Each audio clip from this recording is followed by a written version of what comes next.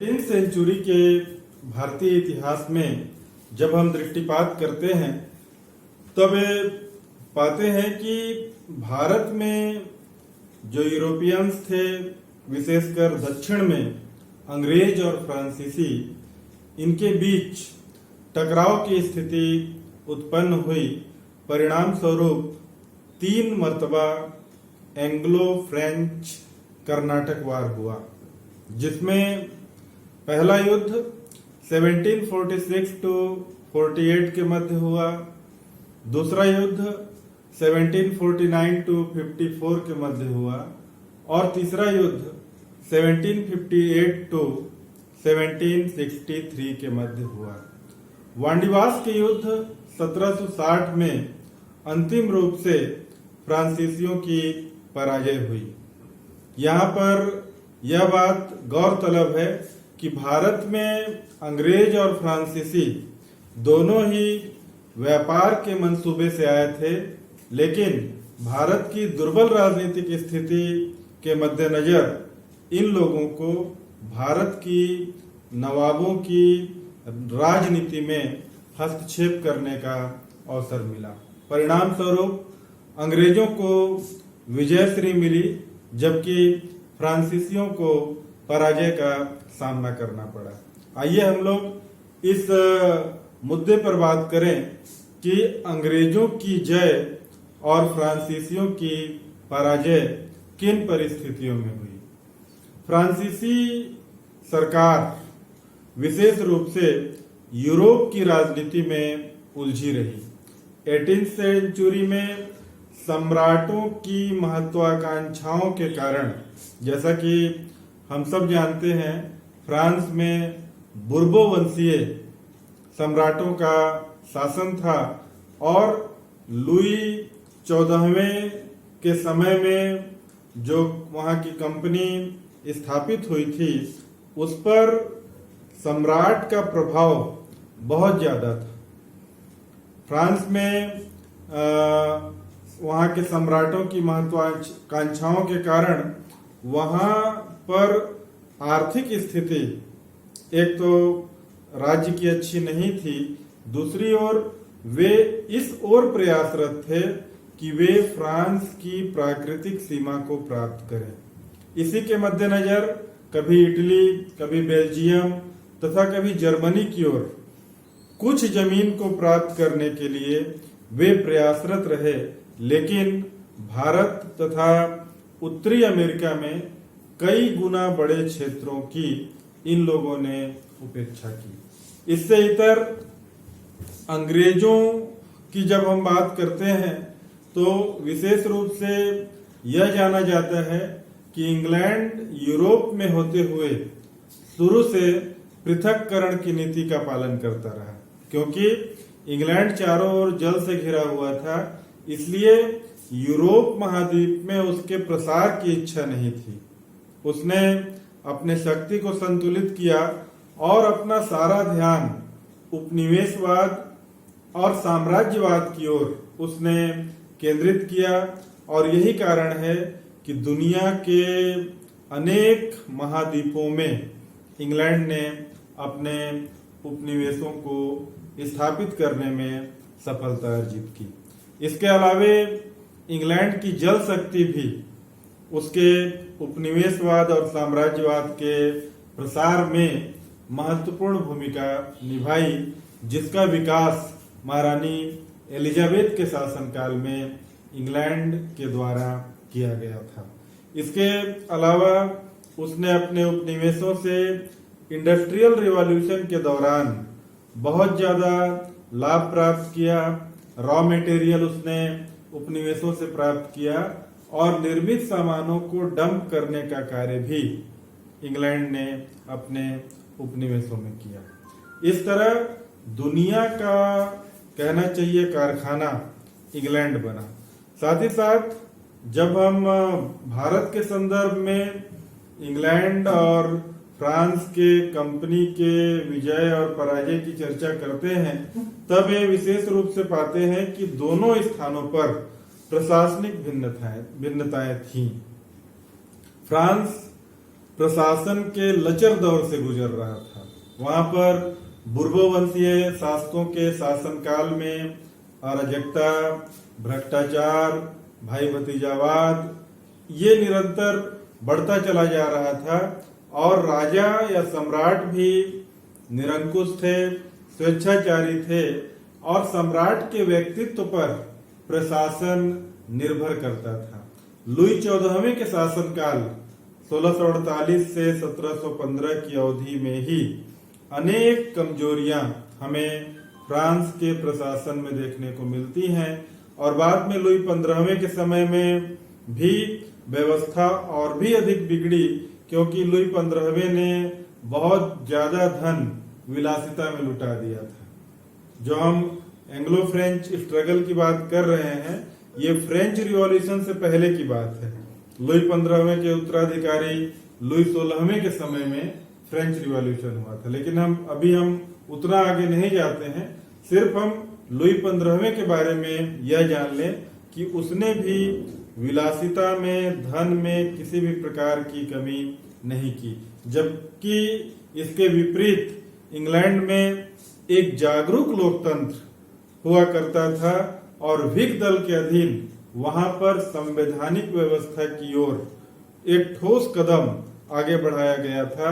यानी वहां का शासन प्रगतिशील था, विकासोन्मुख था, जबकि फ्रांस में ऐसी बातें हम नहीं देखते। इसके अलावे जब हम दोनों कंपनी की तुलना करते हैं, फ्रांस की कंपनी और इंग्लैंड की कंपनी, तो ये पाते हैं कि इंग्लैंड की कंपनी एक निजी कंपनी थी, जबकि फ्रांस की कंपनी एक सरकारी कंपनी थी और इसके स्थापना में जो 55 लाख लिव्र या फ्रैंक लगा था, उसमें 35 लाख बुर्बो वंशीय सम्राट का था। इसलिए वहां पर जो डायरेक्टर्स थे वे सरकार के द्वारा मनोनीत किए जाते थे और उसका लाभांश सरकार के द्वारा प्रत्याभूत था। इसलिए उसके कर्मचारियों ने, उसके गवर्नरों ने सीधे रिस्पॉन्सिबिलिटी अपने ऊपर नहीं ली, बल्कि सरकारी तौर पर जिस तरह से कार्य होते हैं उस तरह के कार्य को उन लोगों ने किया। और यहाँ पर उदासीनता इतनी ज्यादा थी कि इसका आकलन हम इस बात से कर सकते हैं कि 1725 से 65 की अवधि में यहाँ पर कंपनी के जो शेयर धारक थे उनकी एक भी बैठक नहीं हुई थी। यानी कंपनी की फाइनेंशियल पोजीशन भी अच्छी नहीं थी, क्योंकि तीसरे युद्ध में हमने देखा कि जब लाबोर्डे आए और उन्होंने युद्ध करना चाहा तो पौंडीचेरी के गवर्नर ने कहा कि धन की कमी है, और जब जब युद्ध होता है तब तब धन की आवश्यकता होती है और इससे अर्थव्यवस्था भी प्रभावित होती है।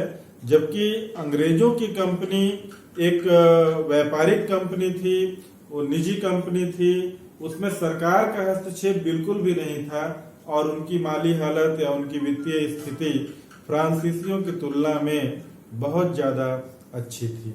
इसके अलावा ये जो संघर्ष हुआ था दक्षिण में हुआ था और इसमें कुछ अर्थों में नौसेना का भी प्रयोग हुआ था। और जब हम नौसेना की तुलना करते हैं तो इसके बारे में यह कहा जाता है कि इंग्लैंड की नौसेना दुनिया की सर्वश्रेष्ठ नौसेना कही जाती थी और उसकी मदद से उन्होंने भारत में दक्षिण में फ्रांसीसियों को आसानी से घेर लिया और उन्हें परास्त भी इन लोगों ने किया। इसके अतिरिक्त जब हम एंग्लो फ्रेंच 3 युद्ध की बात करते हैं, 1746 से 48, 1749 से 54 और तीसरा 1758 से 63, 2 युद्ध को छोड़ दीजिए आप, जब हम तीसरे युद्ध में आते हैं तब यहाँ पर हम दोनों कंपनी की स्थिति की तुलना करते हैं, तब मुख्य रूप से यह देखा जाता है कि अंग्रेज 23 जून सन 1757 के प्लासी के युद्ध को भले ही जैसे तरीके से जीते हों लेकिन जीत चुके थे और बंगाल में वे स्थापित हो चुके थे। इसलिए तीसरे एंग्लो फ्रेंच संघर्ष में अंग्रेजों की स्थिति फ्रांसीसियों के मुकाबले में बहुत अच्छी कही जा सकती है। साथ ही साथ जब इन लोगों ने बंगाल में अपना राज्य स्थापित किया तब इनकी प्रतिष्ठा बढ़ी और बंगाल के मार्फत इनको धन की भी आवश्यकता पूरी हुई, जन की भी आवश्यकता पूरी हुई और तृतीय एंग्लो फ्रेंच संघर्ष में बंगाल से इन्होंने जन और धन दोनों तरीके से मदद पहुंचाने का कार्य किया। ये इनकी एक बहुत बड़ी सफलता मानी गई। इसके अलावा पौंडीचेरी को अपना गढ़ बनाकर अगर सिकंदर महान या नेपोलियन बोनापार्ट भी युद्ध करते एक ऐसी शक्ति से जो बंगाल में स्थापित हो चुकी थी, तो शायद उनके लिए भी यह मुकाबला करना कठिन होता। इसलिए मैरियट जो एक इतिहासकार हैं, उनका यह कहना था कि डुप्ले भारत की चाबी को मद्रास में ढूंढ रहा था, जबकि उस चाबी को क्लाइव ने बंगाल में प्राप्त कर लिया था। साथ ही साथ दोनों कंपनी का जो नेतृत्व था उसमें हम पाते हैं कि योग्य लोग फ्रांसीसी क्षेत्र में भी थे। डुप्ले हो, बुस्सी हो, लाबुर्डे हो, ये लोग भी योग्य थे, काउंट डी लैली हो, और अंग्रेजों की तरफ से क्लाइव, लॉरेंस, सैंडर्स, ये लोग भी योग्य थे। लेकिन फ्रांसीसी गवर्नरों के साथ उनकी सरकार नहीं थी। जिस तरह पहले युद्ध में हमने देखा कि डुप्ले अच्छा कार्य कर रहे थे, लेकिन डुप्ले को वापस बुला लिया गया, गोडेहू को भेज दिया गया और गोडेहू ने बाद में सेकेंड जो एंग्लो फ्रेंच वार हुआ था उसमें उन्होंने रक्षात्मक संधि करना ज्यादा उपयुक्त समझा। तो इस तरह भारत में जो एंग्लो फ्रेंच स्ट्रगल हुआ उसमें डुप्ले को भी हम उत्तरदायी मान सकते हैं फ्रांसीसियों की असफलता के लिए, क्योंकि संघर्ष भारत में हो रहा था लेकिन अलायंस यूरोप में हो रहा था। भारत में मद्रास पर डुप्ले का अधिकार हो गया, लेकिन जो एक्स ला सेपेल की संधि हुई इंग्लैंड और फ्रांस की सरकारों के मध्य, उसमें यह कहा गया कि उत्तरी अमेरिका का लुईबर्ग, जो कि अंग्रेजों के अधिकार में था, फ्रांसीसियों ने ले लिया है, और भारत में मद्रास के क्षेत्र में जो अंग्रेज का अधिकार था उसको फ्रांसीसियों ने प्राप्त कर लिया। और